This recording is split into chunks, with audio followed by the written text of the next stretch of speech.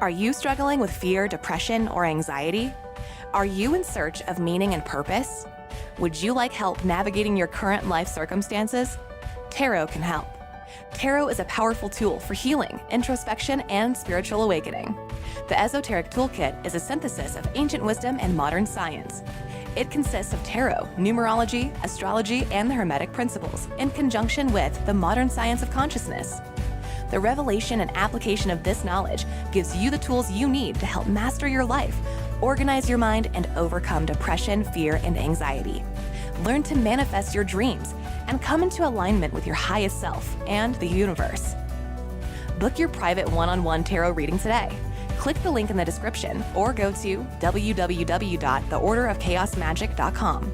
You can also find monthly tarot packages, a private Discord community featuring shadow work, and Mercury retrograde support groups, and much more by becoming a patron at patreon.com/theorderofchaos.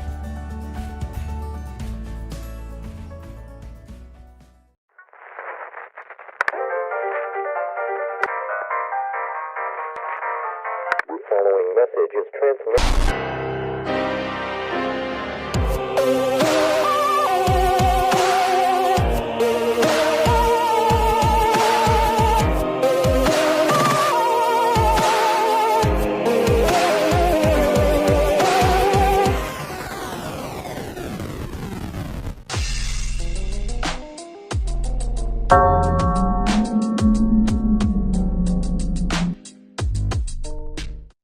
Welcome back to the Order of Chaos podcast. Today, my guest is Sara Mastros. Sara is the author of Solomonic. Oh my God, what I just forget. Solomonic. This book is called The Sorcery of Solomon. Sorcery of Solomon. Thank you. I have also met such a long name. I'll tell you guys a story. The name got changed a couple times in publishing, and it's because apparently the marketing department at Weiser, who I assume knows what they're talking about, says that books with a number in the title sell better. So the name of this book is The Sorcery of Solomon, a guide to the 44 planetary pentacles of the Magician King. But I think here's an Easter egg. If you guys watch enough videos of me on YouTube, I think I have messed up the name of this book at least once. Thank you. That makes you are very welcome. Okay, well, Sara, welcome to the show. I'm really happy to have you here. I have a ton of questions for you. So let's just jump right into it. I like to begin these with asking each person, what is magic to you in your own words? You know, don't try to just, what is it to you? Right. So I think that's a complicated question. And I promise I'm going to answer your question. But first I want to preface it with like a little discussion about why it's a hard question. And it's a hard question because for the more than 1,000 years in English, we have burned anyone who says any of this out loud.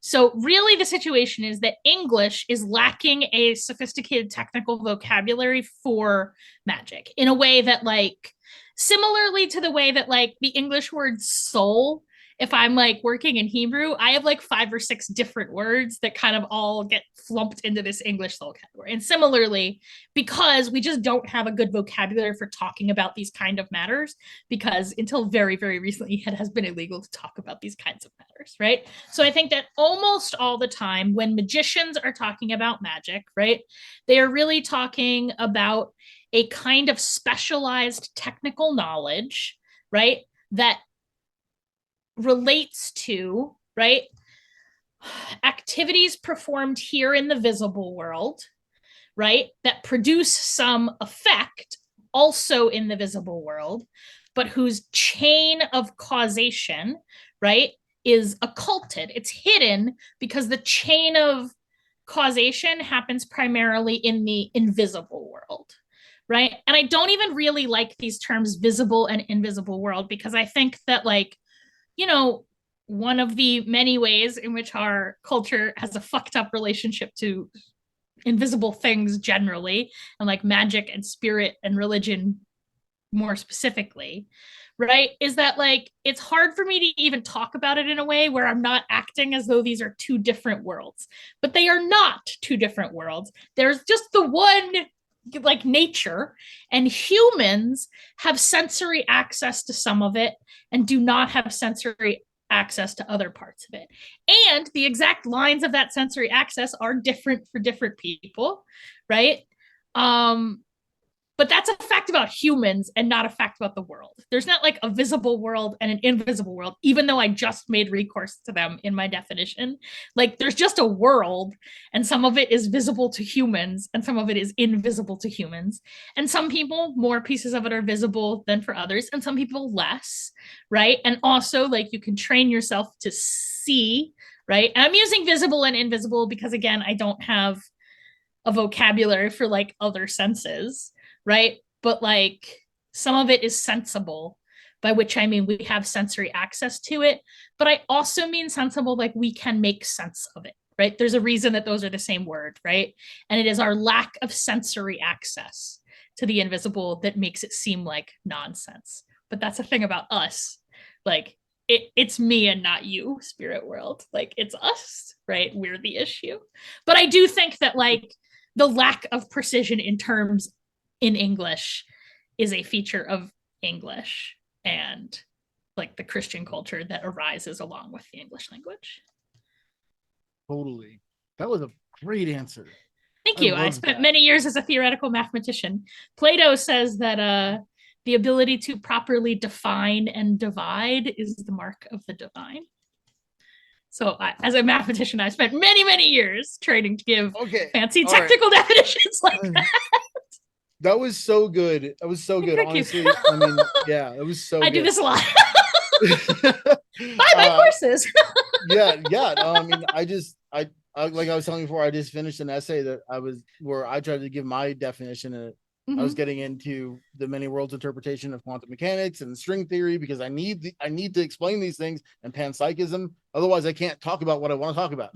So first, I have to define all these things and say what they are, and then go from there. But so you as a mathematician plays really into one of my favorite parts about your book, and that you finally address the relationship of the pentagram and the irrational number 5.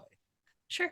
Which made me so happy because since I was a kid, I've seen this ridiculous, it's the symbol of Wicca. No, it's a symbol of Satanism argument on the internet by like people who clearly don't know anything about occultism and think that they're it's math. So let me give a little background for listeners who maybe don't know what phi is, right? So phi is a Greek letter. It makes an F sound. We use it as a name for a specific number that is often called the golden ratio. It's actually named after a sculptor whose name, a Pythagorean sort of mystic and sculptor whose name is escaping me at this exact moment. I want to say Phidias, but I don't think that's right. But his name is in the book, and probably by the end of this interview, it'll be back in my brain. But that's why we use letter phi for it, right? So the golden ratio is a particular kind of proportion that humans, having evolved in the nature in which we evolved, right, are sort of like pre-programmed to find beautiful, right? So it appears a lot in nature, right? And it's very much present in the pentagram. Maybe by the time this goes live, I'll just send you an illustration that we can put up with this.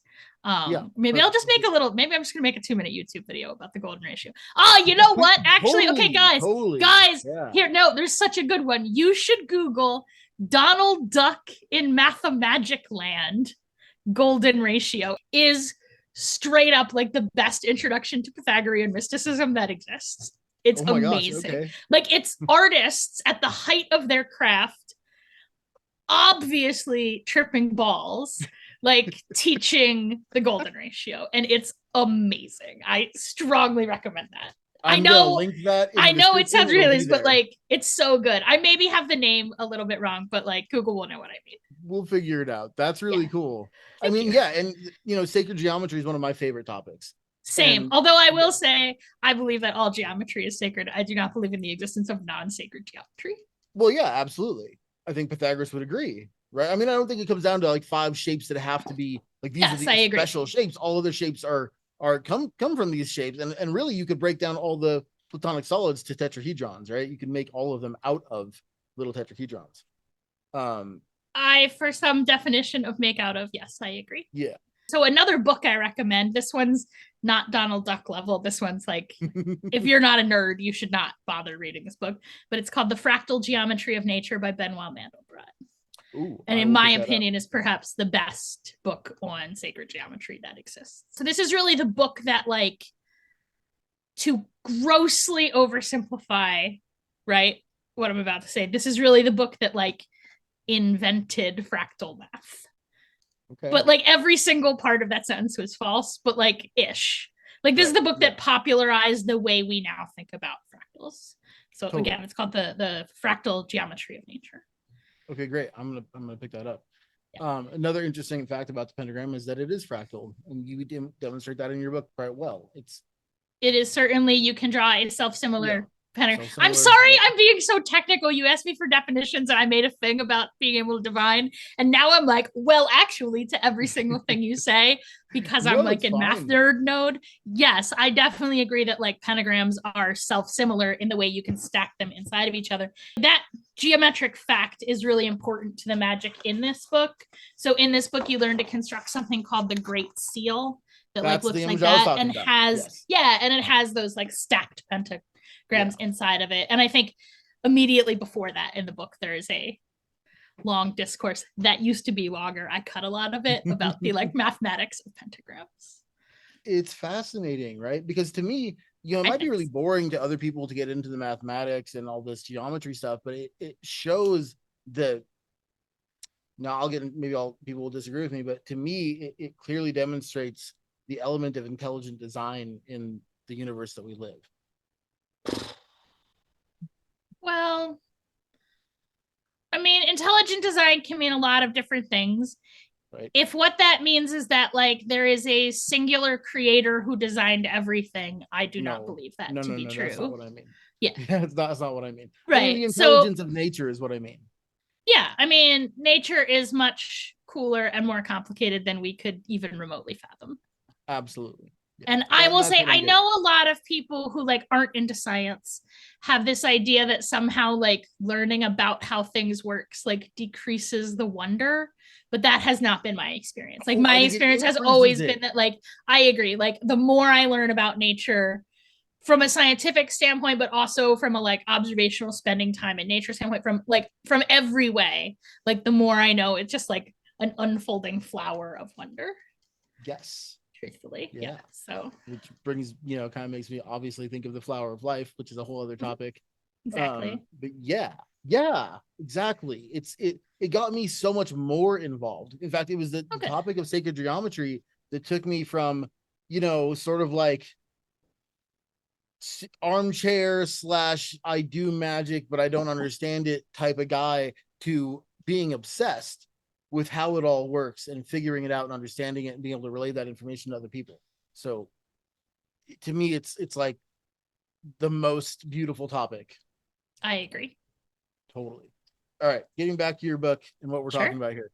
I'm happy to talk about anything. Like the truth is, if what people want is for me to like read you the blurb on the back of this book, there are like 100 videos of me on YouTube already doing that. So I am perfectly happy to wander off topic. So while we do that, here's the book and you should buy it. And as far as I'm concerned, that's enough. Now we can just talk about magic and have fun. Well, okay. I mean, so you touched about something in your introduction that I found really fascinating because I can relate to it. And so can some of my students. We were just talking about this the other day, and that's the dream you had of the library.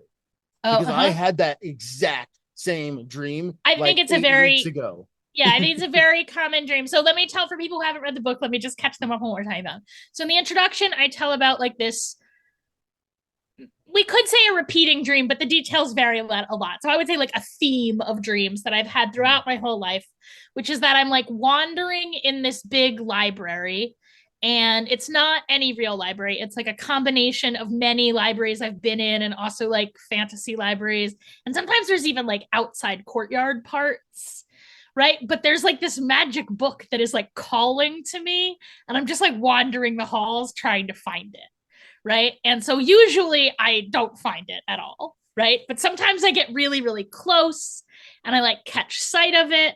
Right. And then so I will say that like, you know, I've been working with this material for a long time, but when I decided to turn it into a book, right, I dreamed that dream, and like in that dream I was allowed to like find and open the book. And I will say, so I actually don't say this in the book. In the book I say that like what I saw in that book is something you will learn, but I don't specify what. But it's actually that Great Seal. It's not exactly that Great Seal. It's the, I don't want to get too nerdy. It's actually the 11th dimensional geometry that underlies the Great Seal, that one with all those nested pentagrams that I was talking about. But like that is what I dreamed of like the night that I decided That's to write this amazing. book. Yeah. That is so cool. Thank you. So yeah, But I it's still interesting have that because- library dream. Yeah. When I'm anxious, I'm supposed to like be lecturing in that library, but I'm lost and I don't know what class I'm going to. Like I also have anxiety dreams in that library. Yeah, not only did I have that same dream very Mhm. recently, but it was brought up in my class by a student that they were having this repeating Mhm. dream. I think that this is a theme that runs, for occultists. There's this place, this library. In my Mhm. dream, it was very Jumanji-esque, like it Mhm. was like a Indiana Jones type thing, like this forbidden lost library. And then Oh, I that's found a cool. book, and then when I picked up the book, it actually like something moved like in fucking Legend of Zelda. And then there's a stairwell. And Oh no, mine is like a pretty straightforward library. I mean, it's weird. Okay. Like if I tried to draw a blueprint of it, it becomes clear that it is not like a normal three-dimensional space-time library, but like it's mostly like a library.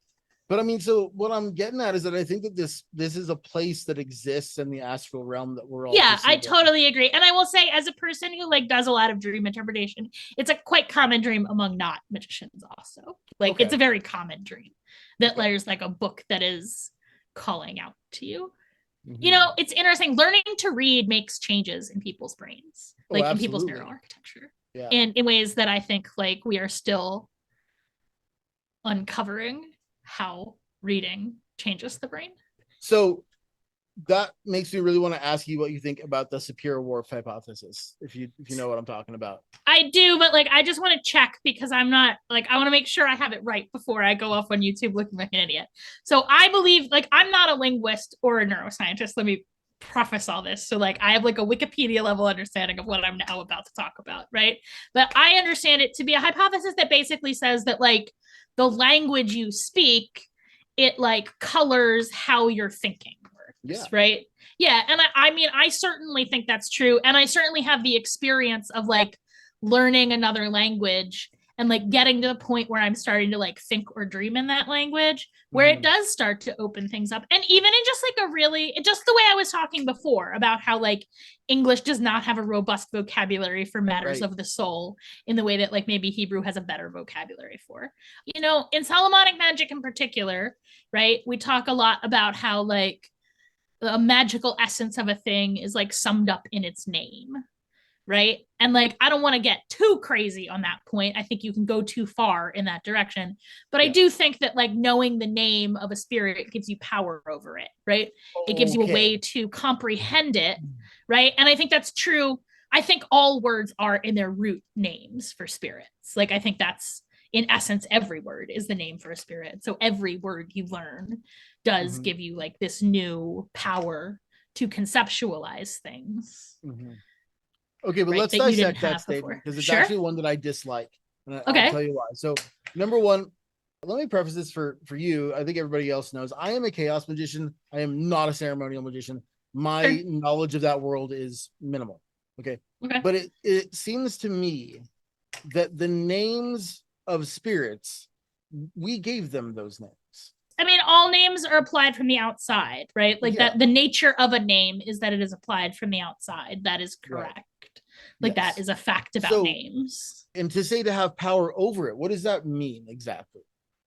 I mean, I think it means generally the same thing as when we'd say like you have power over a human, like you have an ability to get them to do things you want them to do.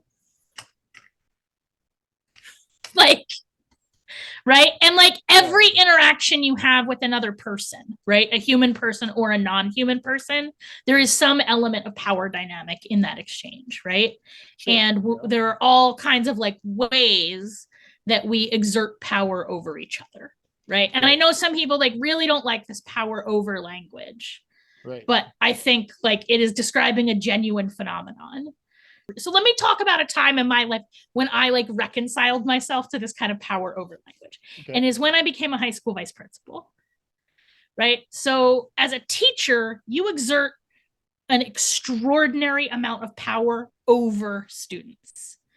Should that be the case? Maybe, maybe not, right? Like I am not a huge fan of the way like school as an institution works, but it does indeed work on power over students. And teachers who are unwilling to acknowledge that they have power over students, they're like bad teachers, and it is an irresponsible position to take. Like, they do have power over those students. I mean, honestly, like, ridiculous unilateral power. Unilateral grades, power. You have power over the students. I mean, much more than that. Like, they are compelled to be in a room with you through the violent force of the state. Like, nobody is in high school consensually, right? And I feel like as a high school teacher, it is important to acknowledge that fact. Yeah. Right? Like, even kids who like school as teenagers, like, they didn't sign up for that. Like, it wasn't their idea. You know what I mean? Like, they are being compelled to be there. But as a teacher, you have a genuine relationship with these students you are exerting power over, right? By October, like, they know you and you know them. You know what I mean? Like, especially in a private school where you have less students, right? So, like, I also used to teach university where I had those giant, like, 300-person lecture halls. Did I know all of my students? I mean, I tried. Like, I did. I printed out lists of photos and names and memorized them, but I didn't know those kids. Like, there were kids in my class who, like, if I had seen them on the sidewalk, I would not have even recognized them. I know because they would come running up to me on the sidewalk and be like, Doc Mastros. And I'd be like, hi. And then I would pretend to know who they were, but I did not. Also, in university, I ran the drop-in math tutoring center for a while. So for a while, like, basically every undergrad out of Pitt campus knew who I was, and I didn't know all of them, right? But as a classroom teacher, you do, right? And, like, as a university teacher, you have way less power over students. Like, you have power over their grade, but, like, failing a class in college is not the same as failing a class in high school, where it, at least for many kids, feels like, and for many kids is, right? For many, many kids, taking a failing grade home is definitely a prelude to abuse, unquestionably. And for many kids in many households, right? But, like, as a teacher, you know that. Like, you know those kids, you, like, are all up in their business all the time, right? But as a vice principal, like, you have power over students that, like, you do not know at all. You really don't interact with them at all. And again, I would, like, print out lists and memorize names and photos and stuff, but I didn't really know those kids. Right. And that was the period in my life where I really reconciled myself to the fact, like, if I am going to have power over people, I need to, like, use that in a responsible way. Right. And that's what I mean when I say power over spirit. Also, I mean, like, you have power over them. They also have power over you. Like, those students also had power over me, right? Like it is very easy for a student to ruin a teacher's life if they want to.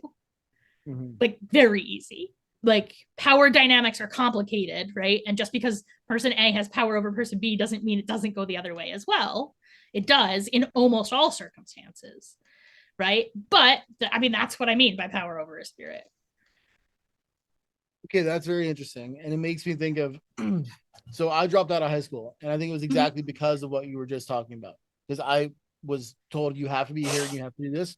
And to me, I'm like, tell me I have to, and you just guaranteed that I won't do it. So I would go to high school so that I could get in my friend's car and then leave, and we would go to the beach. I mean, I cut a substantial. What is stopping spirits from behaving this way as well? I mean, all the things that stop anyone, right? Like, I can't answer that question in the abstract, right? It depends on the spirit, right? But, like, a lot of times what is preventing it is a complex hierarchical power structure. Like, this book is not about Solomonic magic broadly. Like, it's about a very particular topic, right? But Solomonic magic broadly, particularly Christian Solomonic magic, but not exclusively so. And I will say that, you know, when we talk about Solomonic magic, a lot of people are talking pretty much exclusively about late medieval, early Renaissance Christian Solomonic magic, but there's, like, a lot of other Solomonic magic, right? Yes. But in that kind in particular, right, like, broadly what is preventing it is a complex power hierarchy. Like it's not just that you know their name, it's that you know their name and their boss's phone number. All right, so you just brought me to my next question. Sure. There's quite a bit in the first few chapters of your book about Christian appropriation of Judaism, and not only, I mean, appropriation, and as you define it, this is including marginalization and oppression. So sure, I think speak on that for a moment. So first off, let me preface all of this by, like, for me personally, like, if you're on the right side of the barricade when there are Nazis, like, I'm not going to get all in the weeds about microaggressions of appropriative whatnot. You know what I mean? Like there are real problems. And I'm not like shitting on people who do. I'm just saying like I'm going to answer this question because I was asked. There is a thing about cultural appropriation in my book because I was asked to write it. Right. Oh, but okay. like, I mean, but it's not that I don't think it's real. Like I do Right. think all these topics are real. I just don't want to like, I don't know. Like, I think sometimes a little more emphasis is placed on it than could be, right? But like cultural appropriation happens when you take like the sacred treasures of one culture and then you use them to oppress and marginalize the people that you stole them for. And I think we can pretty clearly see that like Christian use of Jewish scripture has been doing that for the entire history of Christianity, and that it's not great, right? Broadly, right? A lot of like, I am not saying that Solomonic magic is inherently or exclusively Jewish. That is not the case, right? And it is important to note that the key of Solomon, right, in the way that we know it today, it was almost certainly written by Christians for Christians. What I am saying is that these pentacles in particular, which are what I am talking about, pentacles are a type of Hebrew amulet. They are very, very similar to other types of Hebrew amulets. I guess we can get into a debate about whether or not they are Jewish in origin or not, but they are unquestionably Hebrew in origin, right? And I think that like reading them in that context, right? That having a solid understanding of like the cultural and historic context in which these names and magics develop, like is important in their use, right? So I don't know if that actually answered your question or not. It does. I mean, I'm a little surprised because when I was reading that part of the book, I thought you were actually like pretty adamant and passionate about this topic. Well, I am adamant and passionate about the topic that there is no non-appropriative formulation of Christianity, and that like Christian relationship to Jewish holy texts is weird and gross. But I'm just saying, like, Christian relationship to Gnosticism is gross, to paganism is gross, to yeah, Judaism I mean, like, is gross. yeah, like, so I do feel passionately on the issue, I guess, but I mean, I guess what I'm saying is like, I feel a lot more passionate about people who like wrap themselves up in God in order to commit atrocities, right? And by atrocities, I mean a whole gamut of things from like criminalizing poverty through genociding Palestine. I feel like if you're going to wrap yourself up in God, like maybe you have to actually like pretend at least to be a halfway decent human being. I do think that like Christian appropriation of Jewish themes, right? The idea that Christians can claim that like a holy text says things that it just overtly does not say. Like I do think that that is relevant in ongoing terribleness, but it's not like maybe the most high priority terribleness in the world. You just keep perfectly segueing into the next thing I want to ask. Well, thank you. Yeah, I mean, thank you. It makes it so easy. So my next question, of course, I don't think there's any way to avoid this. How do you feel about what's happening in Israel and Palestine right now? So I'm going to answer that question, right? But like I said, I think context is important. So let me back up and talk a little bit about like myself and sort of this book, right? And sort of my relationship to all these topics. So first off, like I'm Jewish, my mother is Jewish, her mother is Jewish. Like I understand Judaism to be in its core, not a religion, but a tribal identity, right? And that just like being Christian does not make you not Pueblo anymore. Like being a pagan does not make me not Jewish. And importantly, I have never once heard a rabbi, even the most like crazy Orthodox rabbi, suggest that it did make me not Jewish. Like they don't necessarily approve of me and my ridiculous lifestyle choices. Heads up, I don't approve of them and their ridiculous lifestyle choices either, actually. So, you know, right. But like we're still like, that's my people, that's my tribe, those are my ancestors, right? And like I think that there is an unbreakable bond between the people Yisrael, Israel, it means the people who wrestle with El, right? Who wrestle with divinity, right? I think that there is an unshakable connection between the people Israel and the land of Israel, right? Eretz Yisrael, like that is our indigenous homeland, right? but it is not exclusively our indigenous homeland. We have a lot of like cousins and brothers and sisters whose homeland it also is, right? And I think we need to do a better job of that, right? But particularly because I'm here talking about Solomonic magic, I'm going to talk a little bit about Solomon himself, right? As a segue into sort of some difficult political stuff, I'm going to say, right? So Solomon's name, the root of his name is the Hebrew root Shin Lamed Mem, right? It's the same as like shalom, right? In Arabic, it's salam, right? It means peace. But it means a lot of other things too, right? It is actually like a whole family of related words that are related to the evening star. And at their root, so a thing about Hebrew, and I think, again, I'm not a linguist, I think also Arabic and other Semitic languages, is that root words are verbs. They're not nouns, right? So like our language, we were talking before about how language shapes you. I think that our language gives us this way of talking about the world as if it's made up of objects, right? Yes. But in Hebrew, like it's not about what things, it's about being and doing, right? Verbs, right? And then you get nouns from there. And so I think it gives you this like very animist way of viewing things, right? So Solomon, his name means peaceable or peacemaker, right? And like his legend means that too, right? So whereas his father, King David, was a warrior king who spent like his entire reign being at war with all of Israel's neighbors, Solomon, as this like archetypal figure of wisdom, he comes in and like the very first things he starts doing is he really makes peace with all of Israel's neighbors, right? A lot of times he's doing that by marrying their daughters, right? So for example, he marries the daughter of Pharaoh, right? And cements an alliance. And that peacemaking, that diplomacy is really what moves Israel legendarily, but also historically, right? So like, I am in no way suggesting that Torah is a history textbook. And I don't think any reasonable person would suggest that. Certainly no reasonable Jewish person would suggest that, right? Like it's just incompatible with a Jewish understanding of Torah. But like that is the mythic history of my people. And just like any other kind of indigenous mythic history, it is very much like rooted in actual things that occurred, right? So in Torah, this story is taking place around like the 10th century BCE, but in terms of like real life history, I'm really talking more about like 800s BCE, right? So Israel really starts to become a very prominent player, right, on the regional stage, right? And there's a lot of reasons for that. I mean, I think perhaps the biggest one is like, there's not that many ways out of Africa, right? So like the whole like cultural richness and depth and also like literal riches of Africa, there's only one land route out of Africa and it goes through the Sinai Peninsula. Like you have to go through Israel to get from Africa to really anywhere else. Now, not quite, you can also like hop the Straits of Gibraltar, but if you're gonna walk, there's only one way to get out, right?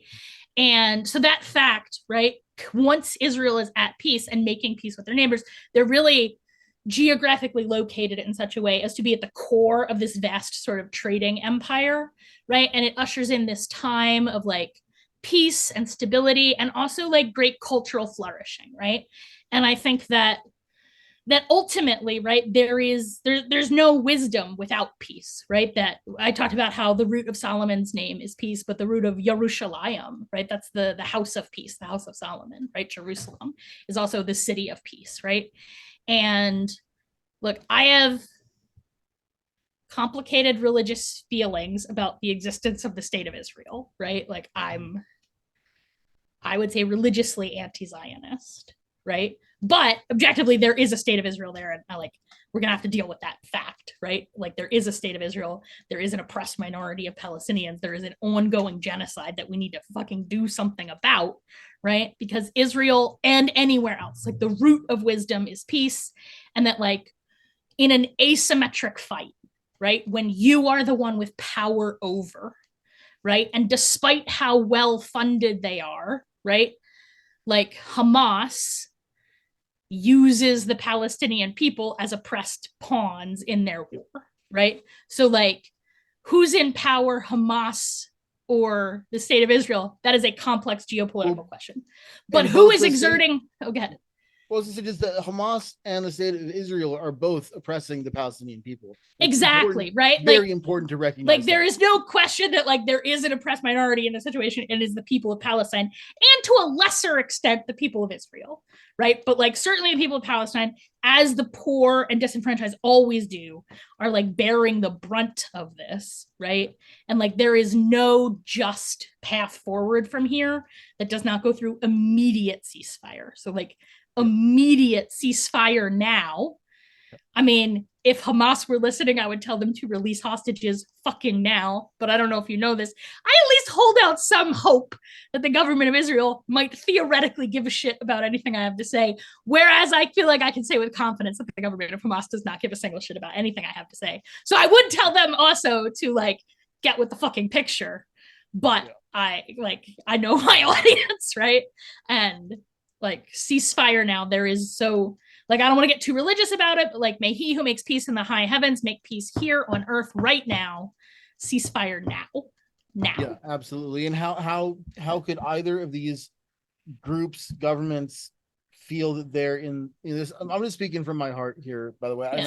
I'm not a religious person at all. I'm a chaos magician, but I'm also how could either of these groups of people feel that they're in alignment with their God, right? How could they feel that they're in alignment with the higher power when they're both oppressing this group of people that has been oppressed for so long? And I don't know, who saw the massacre at the food trucks, the food aid buses the other day, but there's no justification for that in any direction, any way, no matter just Amen. Yeah.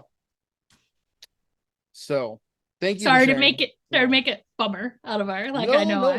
Well, it's happening. I know we're supposed to be having a fun talk about magic. Yeah, but it's happening and it's relevant, and then it really is. So yeah. But yeah, you're right. We are supposed to be talking about magic. Yeah. But so I just wanted to really express that even though ceremonial magic has never been my thing, there was so much about your book that I thought was brilliant, and most of all to me is the way it's your mind, because you put this thing together like it's this manual with every time I think to myself, oh, I don't understand that, the next page you would explain it. Well, thank you. I put a lot of thought into like, I really think about every book I write as if it's like a textbook or planning a lesson. Yes. And so I'm really always trying to like arrange things in the order I think that like best serves learning, right? And so like for that reason, like the pentacles in my book are in a different order than they are in a lot of books, right? So in most manuscripts of the Key of Solomon, like they start with the Saturn pentacles and work their way down to the moon, and I've rearranged them to start with the moon and work my way up. And that is in time. I mean, it says this in the book also, but like the reason for that is because like I think they're easier to learn in that way. Partly because I do think the Moon and Mercury ones are just like a little bit easier to understand, but also because a lot of the Moon and Mercury pentacles are like useful for learning magic. And then you can kind of like bootstrap, like once you learn those, you can use those to learn what I think of as like the maybe harder, like outer planetary pentacles. Yeah. I actually don't know why the Key of Solomon starts with Saturn. Like to me, it feels really like makes sense either. It feels to me outward, like to me, it genuinely feels like a not very intuitive way to teach them, right?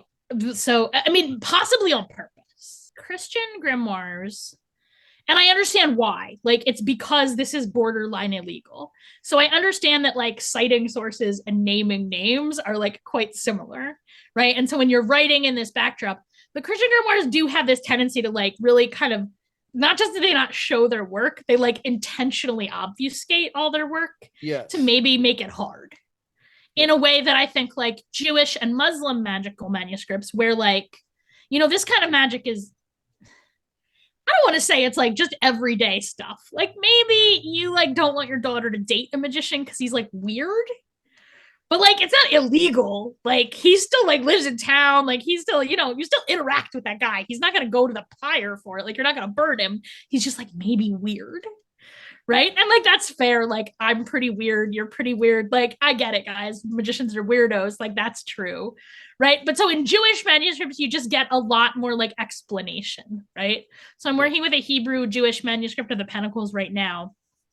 working on a translation, and like it's such a like refreshing change from Christian grimoires, because it'll be like, my name is Isaac, this is my father's name, Zekel is his father's name, I live in the city of Worms, I copied this book from Judah Perez, he lives in London, here's where he got this book, oh, I've seen other copies of this book and this guy says blah blah blah, but this other guy says blah blah blah, and like we're all hanging out smoking blunts. No, he doesn't say that, but like, you know what I mean, there's just like this much greater and like richer commentary, even in like the marginalia, because it's not like rooted in fear. So there's just not, it's not as right opaque, right? And so you get a little bit more of a sense of like why things are. But Isaac agrees with me. He's like, I don't know why this is in this order.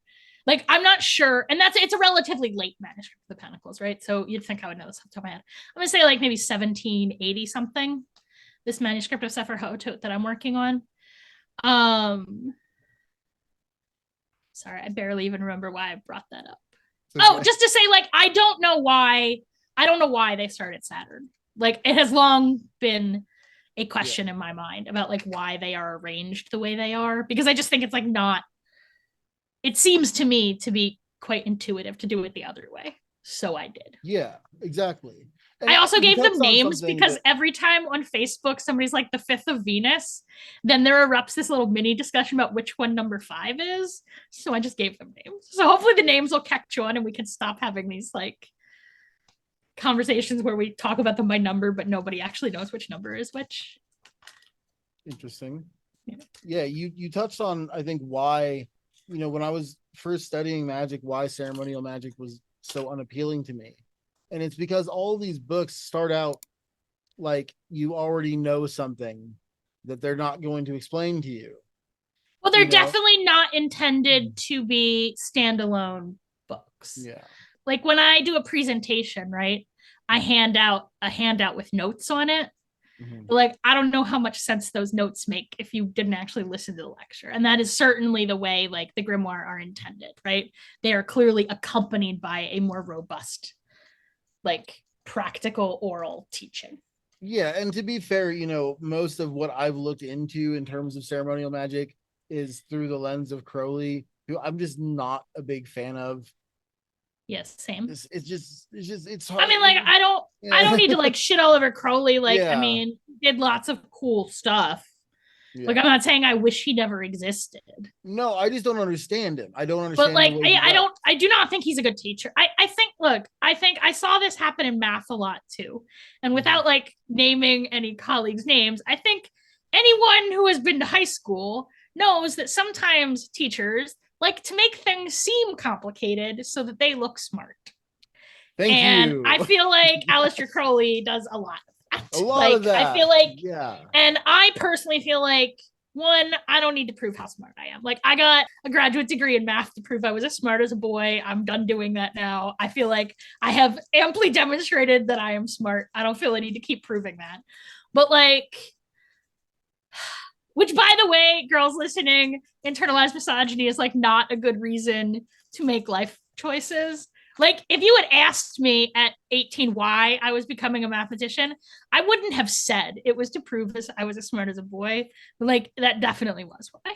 But okay, but don't you feel though that maybe that was the reason that you believed was your reason then? But clearly, it's had an amazing effect on what. I mean, I don't regret. I mean, I don't regret having learned math. Like, I enjoyed math. I was good at math. I learned a lot of great things from math. But I'm just saying, like, it's not a good reason to make a life choice. And I wish I hadn't done that. But really what I'm saying is that, like, I think the mark of mastery is the ability to explain things clearly. Like, if you can't explain what you're talking about in a way that makes it make sense, like, maybe consider that you don't know what you're talking about. Absolutely. One of my favorite, you know, I'm going to paraphrase Einstein, but you know, if you can't explain it to a 5-year-old, you probably don't get it. Yeah.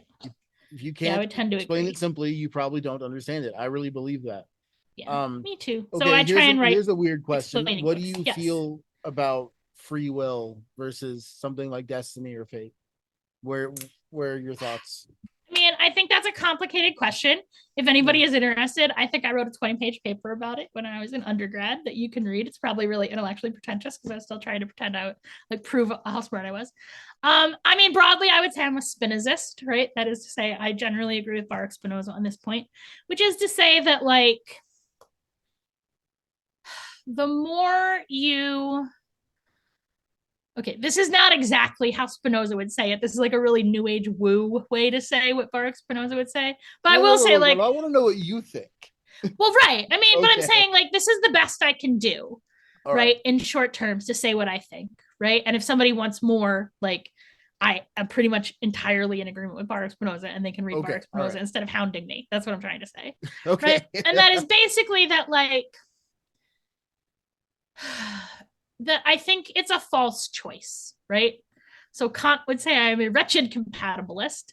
That is to say, I think like both, right? There is an amount of predetermination and like that we have free will, right? And that free will, obvious. I mean, you would think that, but I mean, I assure you, not everybody agrees. I mean, Kant writes hundreds of pages about how not obvious it is. So like he seems like a smart dude. Like you could certainly be smart and disagree. You can also make yourself seem very smart if you are very articulate and passionate. I can say the stupidest things, but I'm good with words, so people will believe. Not to say that Kant wasn't smart, but it's just an observation. Right. No, I totally agree with you. Right. And I feel like I've been like extra super duper nerdy and like, well, actually through this whole interview. So sorry, listeners. But like, I think that free will lies in our ability to make decisions without perfect information. Right. And like, the more, I don't know how to say this in a way that is coming out right. So I'm going to say this and then go back and like explain why what I just said is wrong. But like, the more in touch with like, the cosmic harmony you are, there's like a part that there is for you to sing. And are you obligated to sing that part? You are not. You can definitely sing unharmonious, there's a word, like cacophony, but like it gets pretty hard to do that when you can actually hear what you should be singing. And so I think like for me, I do think that like the more godlike you become, right, the less free will you have. Ooh.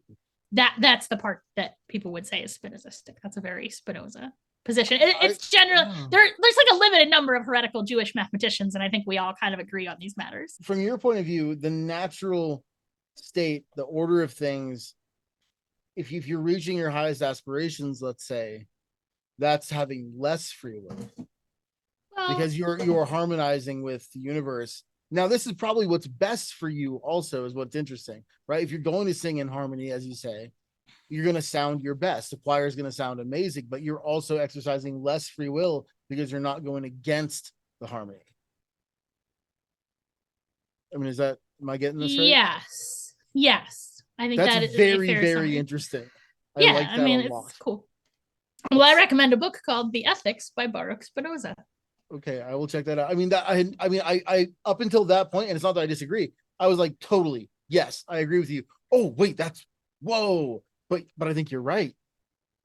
But that's very interesting. But it also triggers that sort of rebelliousness in me that got me. Same. It's terrible. I spent high school. I spent a long time rebelling against that. And okay, so in Star Trek, there's a character named Agnes Girardi. She's my favorite character in all of Star Trek, right? She's in Star Trek Picard.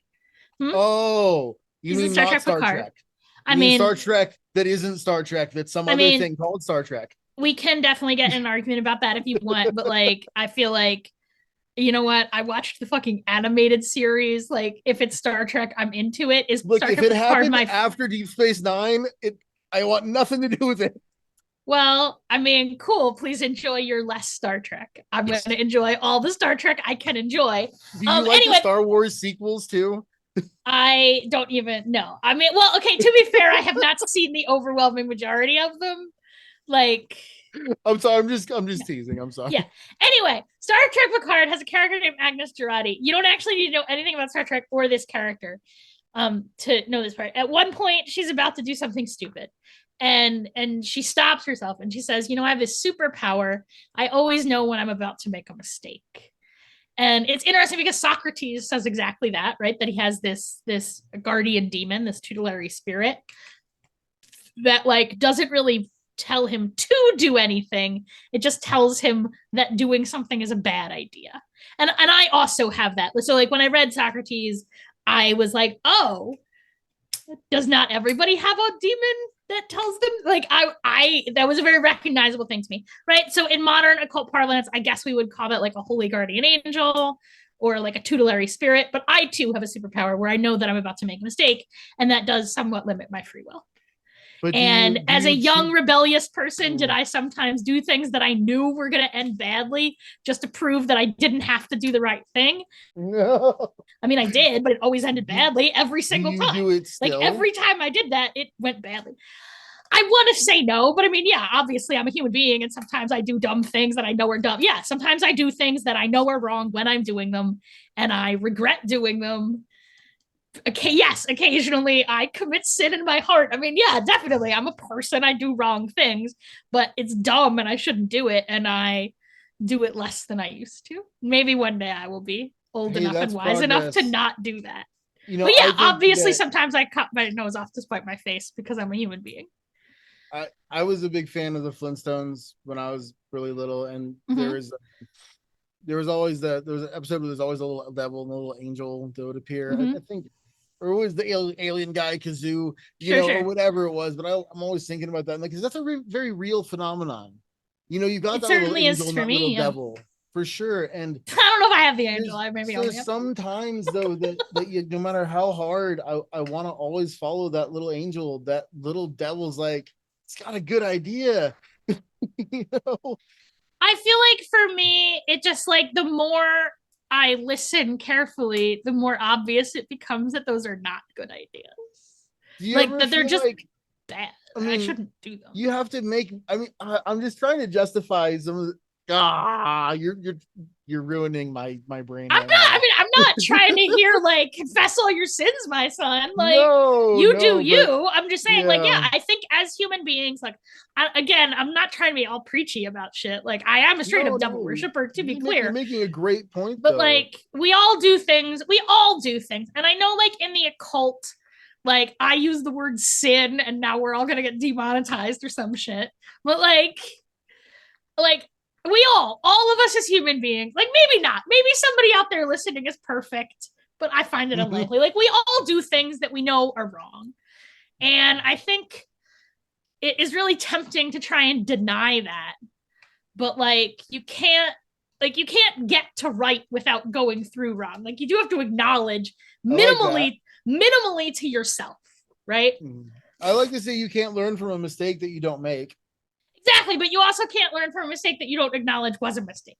Right, like, and sometimes, you know, the universe, you make a mistake and the universe will give you a little tap, and then it's a shove, and then it's a stick, and then it's a baseball bat, and then it's a truck. You know, and so I've been hit by that particular truck a couple of times. I mean, me too, and I try and avoid being hit by it more. Maybe I want to know what's after the truck, you know, maybe like what else you got? I feel like that I do have that attitude towards certain things in my life. And I mean, I regret to inform you, young man, that what comes after that truck is just a terrible spiral of shame and guilt. So, like, or is it a really good time? I mean, maybe, I don't know. Like, maybe your inner voice is not reliable. Mine has been remarkably reliable, and it's never a good time down those roads. Like, when it tells me, like, hey, this is going to be terrible, don't do this. Like, it always is terrible for me and also for other people in a way that I prefer to avoid. But yeah, of course I do wrong things. I'm a human being. Like, oh gosh, well, so for me, and not to like turn this into a therapy session, I apologize. No, for me, it's not like I don't even have my Unveil. What you're going to do is terrible. It's like, for me, it's, hey, it's probably more likely that doing the other thing, though not as much fun, would probably lead to your own highest good later on down the road, or there's the really fun thing right now. And that's mine is, see, that sounds hard. I'm sorry for you. Mine is like, hey, idiot, don't do this. This thing you're about to do. This thing you're about to do, it's dumb. Stop right now. Yeah. But I feel like, as I listen more, I get to hear it a little bit before it gets to like the danger klaxon level. Yeah. To the point where like, yeah, I don't know. Is it less fun? I don't know. I mean, I would not trade for me like the joy and peace and contentment of being 46 for the wild fun I had when I was 23, where I was miserable like most of the time, actually. Right. Like being young was terrible. But I mean, yeah. Do I feel old and boring sometimes? Sure. Yeah. But I mean, I sometimes have to remind myself that I'm not old and boring. And sometimes like, it's exactly that. It's I'm wanting to relive that like, little bit of being 23 that gets to me, and I do a dumb thing. Yeah, I mean, same. Like everybody. You know what I mean? Like I'm not. So, I used to teach high school. And so I have had this same talk with teenagers where it goes a little differently. But like, it's like junk food, right? There's like two different ways to eat Cheetos. There's a way where you're like at a party and maybe you smoke a blunt and you're having fun and you're dancing with your friends and you eat some Cheetos and they're amazing. And then you go back to dancing. Everything's great. But there is another kind of eating Cheetos where you are like, it's 3:00 in the morning on a Saturday and you are miserable and you get to the bottom of a bag of Cheetos and you are like covered in orange shame. And that kind, like, I feel like doing bad things is like that. You know what I mean? Like, you have a little bit of fun.